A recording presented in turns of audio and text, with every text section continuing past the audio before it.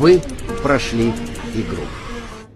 Замкнутыми стенами давила та печаль, коли неведом, налегай, налетай. Сила забирала sunshine. Но мне тебя мало, моя бейба, давай Осылай фук еткізіп туа салсаң ғой, бірақ деген толғақ өзінікін жасайды ғой бәрібір. Қанша дегенмен адамнан адам шығу оңай емес.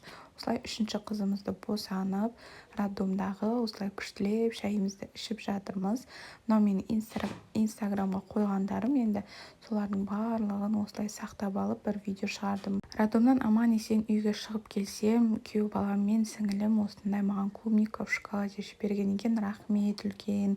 Мынаны көріп қалай жемейсің, роддомнан босана салып келіп осындай клубника шоколад жегенім бар. Енді жалпы сіздерден сұрайын дегенім, босанып келгеннен кейін диета ұстайсыздар ма? Мен особо ұстай бермеймін, қалаған нәрсемді жей берем, жайлап баламның ішін үйрете берейін деп. Ал сіздерде қалай? Осылай клубникалар ма, гүлдер ме, тамсанып қарап жүрмін ғой. Басында осылай қарап жемей жүрдім, кейін бірақ клубникалардың барлығын жеп тауысып қойдым. Ертесі күні бізде жылытуғамен күрес басталды.